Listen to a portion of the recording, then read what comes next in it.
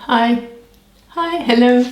Lovely to see you again. Thank you very much for joining me today. I hope you're all well.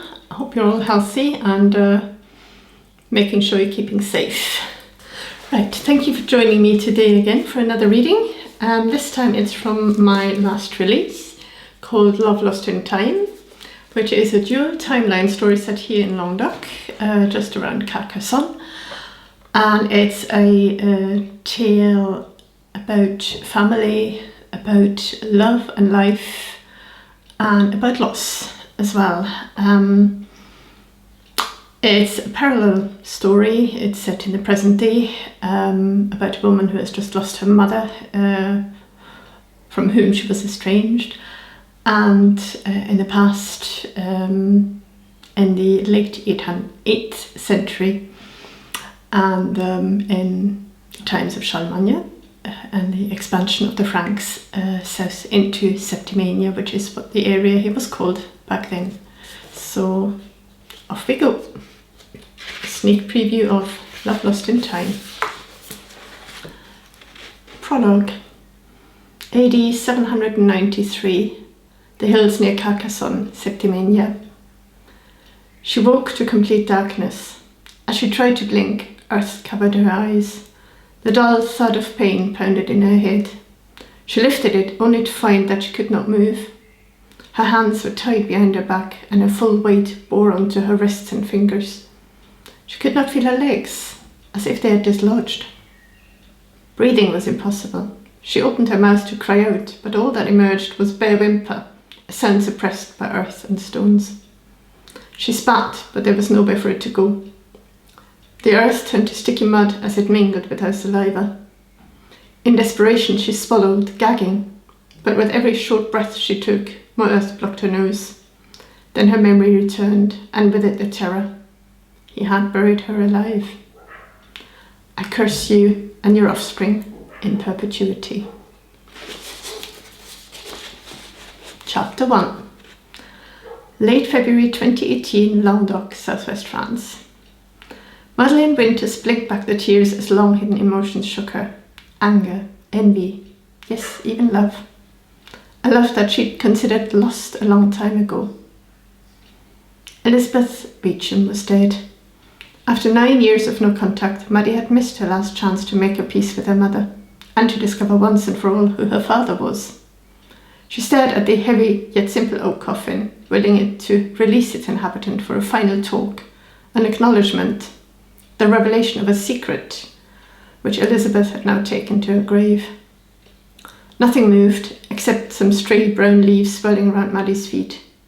Apart from her mother's elderly French neighbour, Bernadette Albert, a handful of villagers had attended the funeral, and after the ceremony, they had all left Maddie to her own memories. Ever the pragmatic realist, Maddie knew that nothing would ever bring her mother back. But she mourned her unexpected death. So there's your first glimpse at Maddie. A brief excerpt from chapter 2. The Feast of Easter, AD 777, Cariciacum, Neustria, Kingdom of the Franks. I beg your pardon, lady. Hilda took a step to the side, hitting her shoulder against the wall as the maid rushed past her through the narrow corridor, carrying a large plate full of steaming lamb cuts. She watched as a girl, barely older than her own 6 and 10 years, almost dropped the heavy load onto the table in front of King Charles. With the king's sharp eyes berating her silently, the poor maid curtsied and rushed past Hilda, and out the open door behind her towards the kitchen annex. Transfixed but too self-conscious to venture into the noisy room, Hilda stared in awe at the court gathered before her. Never in her life had she seen such magnificence. The great hall of the royal stronghold was decorated beautifully for the celebration of the Easter feast, marking the end of weeks of fasting. The most intricate tapestries covered the bare stone walls, keeping out the still frosty evening air. Rushes held in sconces on the walls cast a large room into a myriad of shadow and light. The only child of a Frankish count, Hilda was used to some comforts, but nothing compared to the splendour of this palace. The king had invited important lords from Septimania, a region adjoining the western Mediterranean Sea, in which he wanted to reinforce his control. As some men gathered were already his vassals and others yet to become such over the course of the holy days, he displayed his power and influence in full measure. The mood in the hall was convivial, the wine, freely on offer and regularly replenished, helped mellow minor disagreements.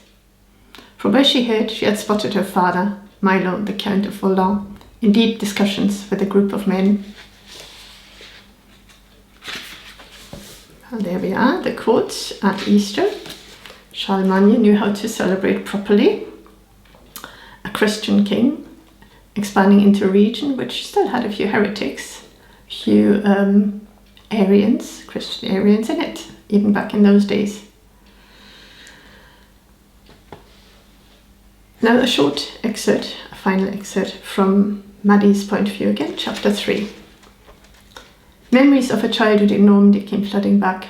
Rouen hadn't been a bad place to grow up in, a typical French town with plenty of history. From a young age on, her mother dragged her to the historic sites in the area and beyond, which meant that every weekend spent exploring a different place. She'd learned much over the years.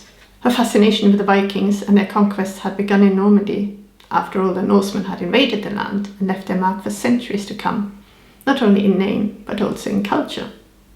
For that, she'd be forever grateful to her mother.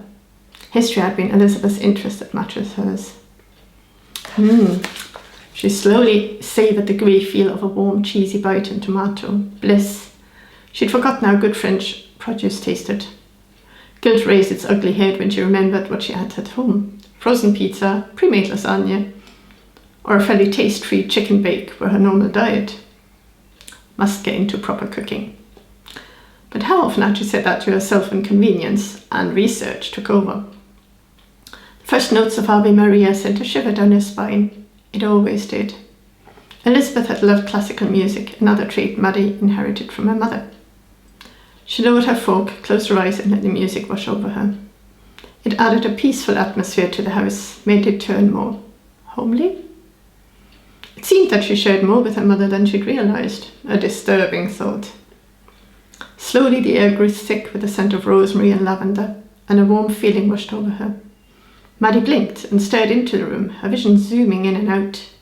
Black dots appeared in front of her eyes. Strangely, she didn't feel alone. Goosebumps rose on her skin, and she put her fork on the plate. The music drifted into the background, and a loud buzzing noise took its place. Always a level-headed academic, she didn't believe in ghosts, but she thought she would recognise her mother if she decided to visit. This wasn't Elizabeth. It was different. Maddie pushed away her half-empty plate with a cold pasta and leaned back, taking a deep breath. Her work involved dealing with the real historical data, not mumbo-jumbo. She shook her head, and with that the room smelled stale again, of locked, unattended house, of a deserted home. Home. Icy shivers crawled on her skin. No, stop! She banged her fist on the table, the cutlery on the plate clattering in response. This wasn't her house, it was her mother's. It contained no items of her own life, as far as Maddie knew, and it certainly wasn't her home. She rose, chucked the leftovers in the bin, and dropped the plate and cutlery in the sink. Her glance fell on the radio, and she switched it off mid-sequence. The sooner the house went on the market, the better. A draft made her shiver, and she checked the window. It was old, with 6 panel sections each side, but it was closed fully. Bloody hell, Mum. Maddie left the kitchen, turning the light off along the way. Then she checked the main door was locked. In the absence of a TV, she grabbed a book from the overflowing shelf under the stairs before switching off the living room lights. A history of the Languedoc. Oh well, she would learn something new before going to sleep tonight. Sighing, she climbed the stairs to the first floor. It had been one long, exhausting day. Downstairs, the scent of rosemary and lavender returned and settled in the kitchen. I hope you've got some goosebumps. I always get them when I read this passage. It's one of my favourites in the book. And if you'd like to know more, the novel is called Love Lost in Time, and it's available on Amazon in ebook and paperback formats. And readers who sign up to Amazon Select, Kindle Unlimited, whatever it's called, can read it for free. So thank you again for your time. and for listening, and I hope to see you soon. Take care. Bye. Be safe. Bye.